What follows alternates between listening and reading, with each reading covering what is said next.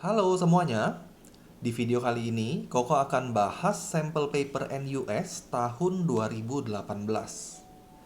Nah, walaupun ini sampel papernya NUS, menurut Koko pribadi, soal-soal yang akan Koko bahas di video ini juga sangat relevan digunakan bagi kalian semua yang sedang mempersiapkan diri untuk mengikuti tes NTU.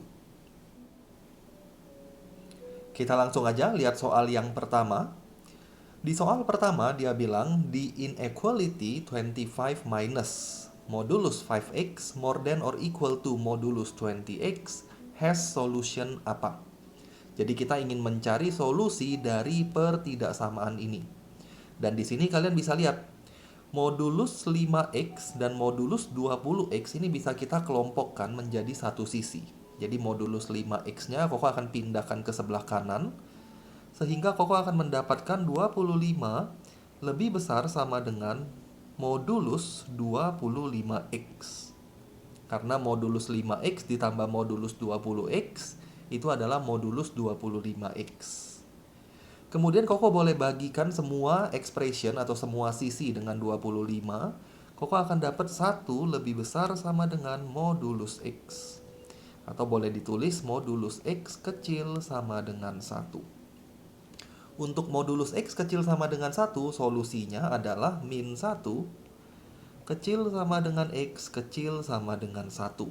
Jadi jawaban yang benar itu adalah option yang D. Untuk bagian ini kalian harus udah tahu ya, modulus lebih kecil dan modulus lebih besar solusinya apa. Jadi nggak perlu dikerjain dari awal. Kita lanjut nomor 2. Grafik dari fungsi berikut simetri terhadap apa? Grafik dari fungsi berikut itu simetri terhadap apa? Kalau kita lihat fungsi ini ada dua bentuk atau dua suku yang mengandung x, yaitu x kuadrat dan cos x. Dua ini hanya konstanta. Jadi yang mengandung x ada dua suku, yaitu x square dan cos x. Nah, x square ini kalian masukin angka positif atau masukin angka negatif, hasilnya akan sama. Begitu juga dengan cos x. Kalian masukin x-nya negatif atau x-nya positif, hasilnya akan sama. Kalau Koko tulis sekilas, Koko boleh bilang x kuadrat akan selalu sama dengan min x kuadrat. Begitu juga dengan cos x. Akan selalu sama dengan cos min x. Dengan kata lain, fx akan selalu sama dengan f min x. Nah, ketika kondisi ini terpenuhi, maka grafik kita itu akan simetri terhadap sumbu y. Untuk nilai x positif maupun x negatif, nilai y-nya akan sama. Artinya kalau kita plot, dia akan tercermin terhadap sumbu y. Jadi jawaban untuk soal nomor 2 itu adalah yang C. Syarat-syarat lainnya, simetri terhadap sumbu x, simetri terhadap origin, atau simetri terhadap garis y equals to x, Koko sempat bahas di video sebelumnya. Di video sebelumnya itu Koko bahas tentang silabus matematik A-level NTU. Jadi kalian bisa lihat di sana untuk syarat-syarat lainnya atau kalian bisa googling aja. Jadi ada masing-masing syarat yang harus terpenuhi supaya dia tercermin atau simetri terhadap sumbu X, simetri terhadap origin, dan lain-lain. Kita lanjut nomor 3. Jika sekan tambah tangen adalah 2/3, maka sekan kurang tangen itu berapa? Sek plus tan 2/3, maka sek min tan itu adalah berapa? Di sini kita ngomongin dua bentuk trigono, yaitu sekan dan tangen. Kalau kalian ingat-ingat, sekan dan tangen ada satu identitas yang menghubungkan mereka, yaitu 1 ditambah tan kuadrat X itu sama dengan sekan kuadrat X. Kalau tan kuadratnya Koko pindahkan ke sisi sebelah kanan, maka kita akan dapat 1 equals to sec square X minus tan square X. Dan bentuk ini sangat familiar untuk difaktorkan. Sek min tan, sek plus tan. secant X plus tan X. Karena kita udah tahu sec plus tan-nya 2/3, maka kita pasti bisa mencari sec min tan. Sec X min tan X sama dengan atau dikali 2/3 sama dengan 1. Dengan kata lain, sec X min tan X itu adalah 3/2. Jawabannya yang D. Kita lanjut ke nomor 4. ABC is a triangle. ABC ini adalah suatu segitiga in which AB itu 9, BC itu 40, dan AC itu 41. AB-nya 9, BC-nya 40, AC-nya 41. The area of triangle ABC is berapa? Kalau kalian teliti melihat informasi yang dia kasih, 40, 41, dan 9 itu adalah triple Pythagoras. Jadi 41 kuadrat itu adalah 40 kuadrat ditambah 9 kuadrat. Dengan kata lain, info yang diberikan untuk soal ini adalah sebuah segitiga siku-siku, di mana alasnya itu adalah 40 dan tingginya 9, sedangkan sisi miringnya 41. Atau ini boleh dibalik ya, alas dan tinggi boleh dibalik dan gak ada masalah. Karena Koko udah tahu dia segitiga siku-siku, maka kita bisa menghitung area dengan formula yang biasa. Setengah kali alas kali tinggi. Hasilnya adalah 180 cm persegi. Jawabannya yang A. Nah, kalau dia bukan segitiga siku-siku gimana? Kita tetap bisa mencari luas dari segitiga dengan mencari salah satu sudut terlebih dahulu menggunakan aturan cos. Jadi let's say nanti kalian ketemu soal yang bukan segitiga siku-siku, kalian cari dulu salah satu sudut dengan menggunakan aturan cos. Setelah dapat salah satu sudutnya berapa, gunakan formula setengah AB sin C untuk mencari area dari segitiga itu. Atau bisa juga menggunakan formula Heron. Jadi ada banyak cara untuk mencari luas dari suatu segitiga. Kita lanjut ya ke nomor 5. Turunan dari fungsi len akar X itu apa? Kita akan misalin atau Koko akan misalin fungsi tersebut adalah Y. Kemudian kita akan cari turunannya. Kalau Y equals to len root X, maka turunannya adalah, kalian harus tahu dulu bentuk umum dari turunan fungsi len. Len fx turunannya itu adalah 1/fx dikali f aksen x. Itu turunan dari fungsi len. Nah, karena bentuk soal ini adalah len akar x, maka yang bertindak sebagai fx itu adalah bagian belakang ini. Inilah dia punya fx. Jadi waktu kita cari turunannya 1/fx dikali f aksen x, turunan dari bentuk ini. Turunan dari len akar x itu adalah 1/akar x dikali turunan dari akar x. Jadi waktu kalian mencari turunan dari fx-nya, gunakan lagi formula yang sama. 1/fx, fx-nya sekarang akar x, dikali turunan dari fx. Turunan dari akar X itu adalah 1/2 akar X. Turunan dari akar X ya, X pangkat setengah, yaitu 1/2 root X. Dan kalau Koko simplify, Koko akan dapat root X jadinya X, 1/2 X len root X. Pilihannya belum ada di sini, artinya kita masih harus manipulasi jawaban yang kita dapat. Manipulasinya dari mana? Dari akar X. Akar X itu adalah X pangkat setengah. 2X len X pangkat setengah. Dan menurut sifat atau aturan len, pangkat ini boleh turun ke depan. Jadi Koko akan dapat setengah kali 2X len X. Sehingga jawaban akhirnya adalah 1/X len X. Atau opsi yang tepat adalah yang B. Kita lanjut lagi ke nomor 6. Air dituangkan ke dalam suatu cylindrical container. Jadi kita akan tuangkan air ke dalam suatu kontainer yang bentuknya silinder atau tabung. Tabung ini mempunyai jari-jari 6 cm dan airnya akan dituangkan dengan laju 6 pi cm3 per second. Kalian harus tahu ini memberikan kita info apa. Kalau kita teliti dari dia punya unit cm3 per second, maka 6 pi itu adalah rate of volume atau dV dt. 6 pi cm3 per second. Pertanyaannya adalah, carilah rate at which the water level ini adalah ketinggian air, bertambah.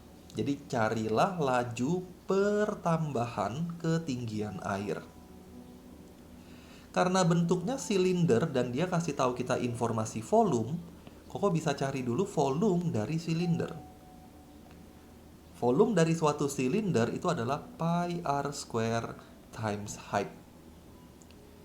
R-nya kita udah tahu 6 dan 6 ini nilainya konstan tidak berubah. Karena jari-jari silinder itu tidak berubah nilainya. Yang berubah nanti adalah ketinggiannya. Karena waktu kita tuangkan air, ketinggiannya akan naik. Jadi hanya ini variabel, sedangkan R-nya adalah konstanta. Dengan kata lain, V Koko adalah pi kali R square kali H. Atau V equals to 36 pi H. Nah, kita ingin mencari perubahan ketinggian. Jadi yang ingin kita cari sebenarnya adalah dH dt itu berapa. Karena Koko sudah tahu V sama dengan 36 pi H square, 36 pi H, kita bisa cari dulu dV dH. Turunkan V terhadap H. Turunan H ya 1, berarti dV dH-nya adalah 36 pi. Dari dV dH dan dV dt, kalau kita gunakan chain rule di sini, kita bisa tuliskan bentuknya adalah dV dt equals to dV dH times dH dt. dV dt-nya 6 pi, dV dH-nya 36 pi, dH dt, itu yang kita mau cari. Dengan kata lain, dH dt-nya sudah ketahuan, yaitu 6/36 atau 1/6 cm per second. Jawaban yang benar, option yang A. Kita lanjut lagi ke nomor 7. Di video ini Koko akan bahas sampai nomor 10. Untuk pembahasan berikutnya, jangan lupa untuk nonton video berikutnya juga. The vector 0.8v, 4/5 ini 0,8, is perpendicular tegak lurus dengan vektor W 0,6. Carilah nilai dari expression tersebut. Karena kita udah tahu vektor yang diberikan itu saling tegak lurus, dan kita juga harus tahu syarat vektor yang tegak lurus itu adalah dot produknya sama dengan 0. 0,8v dot W 0,6 sama dengan 0. Dari info ini kita bisa mencari nilai dari expression tersebut. Caranya gimana kok? Jalanin dulu aja info yang kita udah tahu. Koko akan dapat 0,8W plus 0,6V equals to 0. Dengan kata lain, Koko boleh tulis W equals to 0.6V over negatif 0.8. Pindah ruaskan kemudian dibagi. Sehingga Koko akan dapat W itu adalah 3/4, ada minusnya V. Itulah W kita, atau min 0,75V. Substitusikan info ini ke expression yang kita mau cari nilainya, maka kita akan dapat nilai dari expression itu. V plus negatif 0.75V over V plus 2 times negatif 0.75V. Kalau disederhanakan, 1 dikurang 0,75 itu 0,25. Kemudian 1 dikurang 1,5 itu adalah minus 0,5 V. V-nya kita bisa cancel out, 0,25 dibagi min 0,5 itu adalah minus setengah. Sehingga jawaban yang benar lagi-lagi ada di option yang A. Dan kita lanjut lagi ke nomor 8. Sebuah deret geometri P memiliki suku pertama 2 dan sum to infinity 6. Koko akan stop sampai di sana. Kita akan olah dulu info yang kita udah tahu. Kita punya deret geometri. Sum to infinity-nya itu adalah 6. Suku pertamanya 2. Formula sum to infinity adalah A over 1 minus R. Berarti kita akan dapat 6 equals to 2 over 1 minus R. Sehingga 1 minus R-nya adalah 2 over 6. Sehingga lagi R-nya adalah 1 dikurang 2 per 6, yaitu 2 per 3. Jadi dari info yang pertama, kita bisa mendapatkan common ratio dari suatu geometric progression P. Sekarang dia bilang, the sum to infinity of the new geometric progression obtained by squaring every term P itu berapa?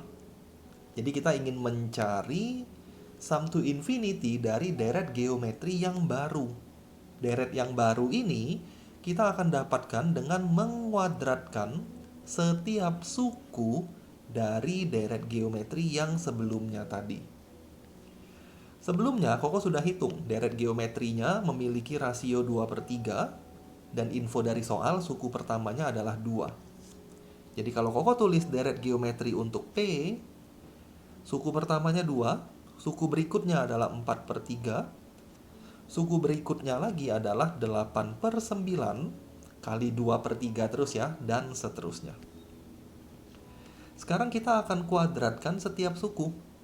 Berarti 4, 16 per 9, 64 per 81, dan seterusnya. Dari deret geometri yang baru, kalian bisa lihat rasionya itu adalah 4 per 9. Ini juga sama, 4 per 9. Jadi kita punya geometric progression yang baru memiliki suku pertama 4 dan common ratio 4 over 9. Pertanyaannya sum to infinity-nya berapa?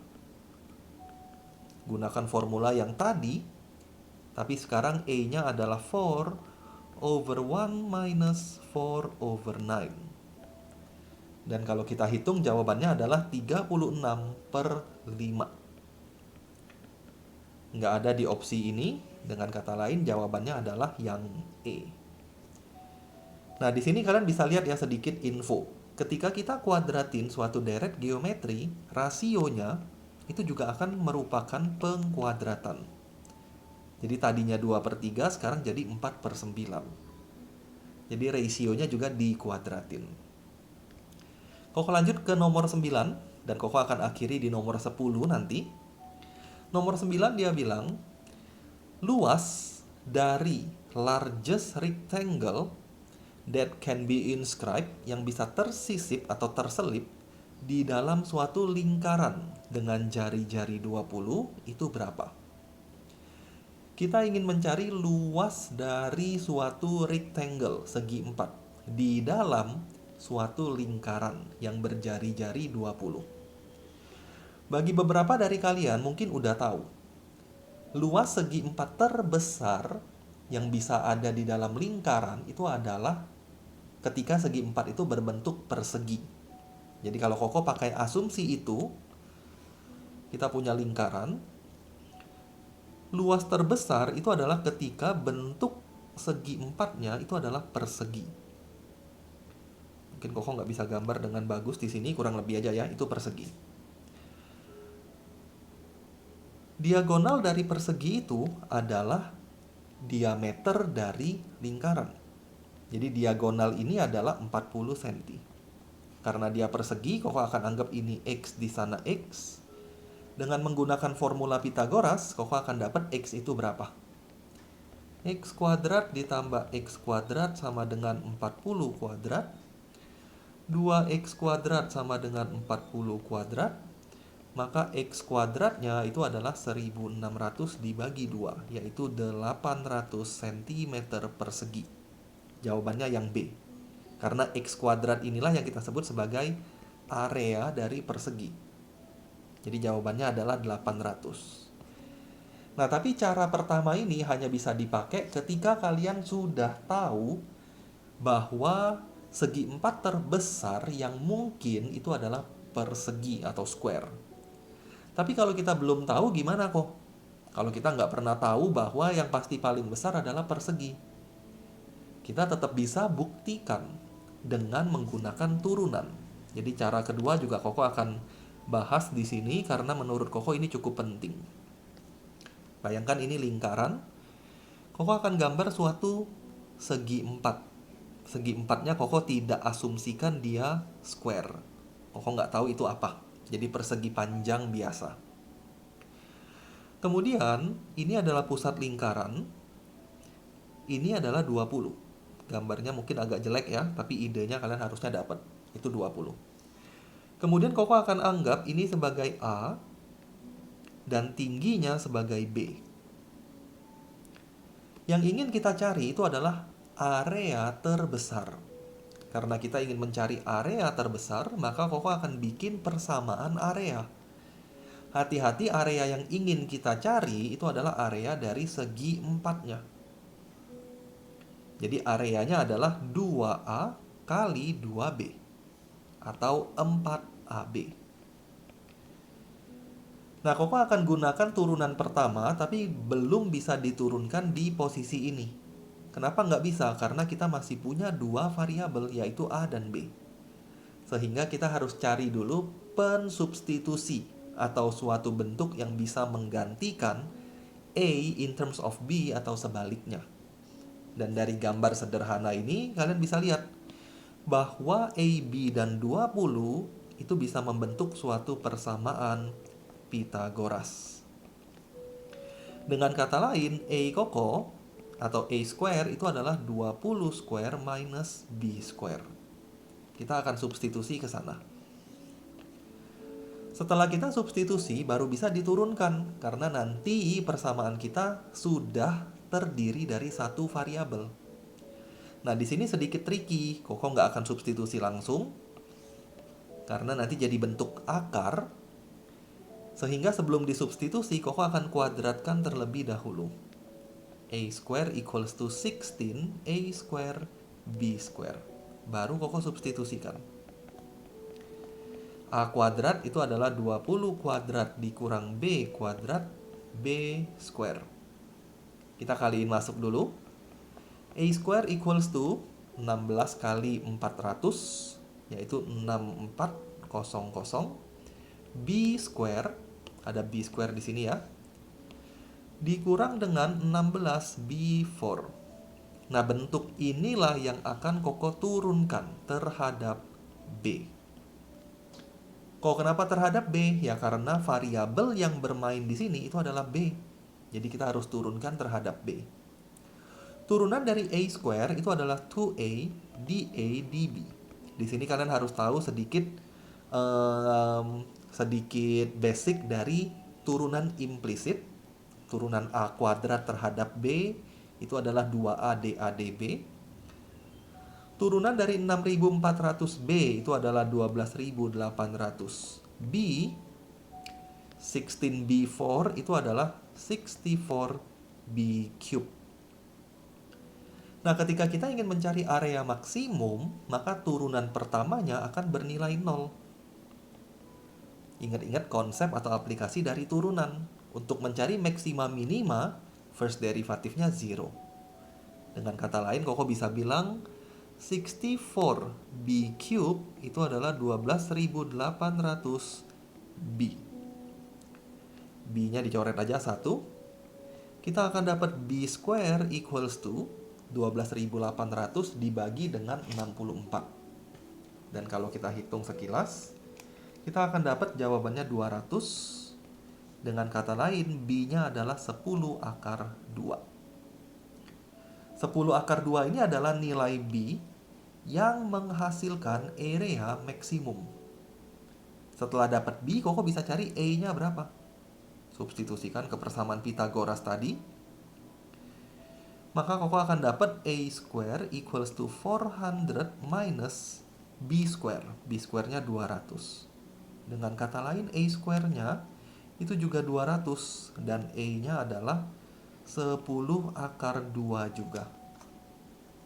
Nah, di sini sudah terbukti sebenarnya bahwa untuk menghasilkan area maksimum, nilai A dan B-nya harus sama. Artinya apa? Dia adalah suatu square atau persegi. Setelah dapat A dan B, kalau kita lanjutin sedikit, maka area ada di atas ini ya. Area itu adalah 4AB. Jadi kalau Koko cari 4AB, kita akan dapat 4 kali 10 akar 2 kali 10 akar 2 lagi. Hasilnya ya sama aja 800 cm persegi. Tapi caranya jadi agak panjang karena kita membuktikan bahwa rectangle terbesar itu adalah square. Tapi kalau kalian udah tahu, nggak perlu buktiin lagi. Langsung aja anggap dia square dan hasilnya 800. Karena ini PG ya, ini MCQ. Jadi kalian harus hemat-hemat waktu untuk mengerjakan soal-soal yang ada. Kita lanjut ke soal nomor 10. Sekaligus mengakhiri pembahasan Koko untuk video kali ini. Soal nomor 10 ini tentang peluang.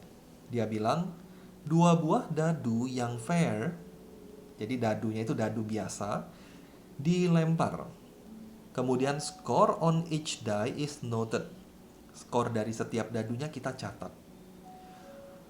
Carilah peluang total skornya itu bilangan ganjil.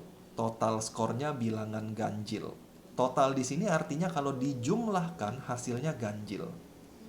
Koko nggak akan lama-lama untuk kerjain soal nomor 10, karena untuk suatu dadu nilainya 1 sampai 6, kalau kita lempar 2 buah dadu dan kita jumlahkan skornya, kemungkinannya hanya 2, either dia genap atau dia ganjil. Artinya ketika kita ingin mencari total skornya ganjil atau odd, probability-nya pasti setengah. Karena dadu itu sendiri ada angka 1 sampai 6. Jadi jumlah bilangan ganjilnya juga sama dengan bilangan genap. Artinya total kalau kita lempar 2 dadu dan kita jumlahkan, probability total skornya odd itu pasti 1/2. Atau dalam konteks ini kalau kita lihat pilihannya semuanya per 36, berarti jawabannya adalah 18/36. Kalian juga bisa buktikan dengan menggambar seluruh kemungkinan yang mungkin dari 2 buah dadu, dan kalian lihat penjumlahan yang ganjil itu ada berapa kejadian. Dan Koko berani jamin pasti ada 18 kejadian. Koko selesai untuk video kali ini. Thank you semuanya yang udah nonton video ini. Semoga bisa dimengerti, semoga bisa bermanfaat buat kalian semua. Dan jangan lupa untuk nonton pembahasan berikutnya di video berikutnya. Kita ketemu lagi di video berikutnya.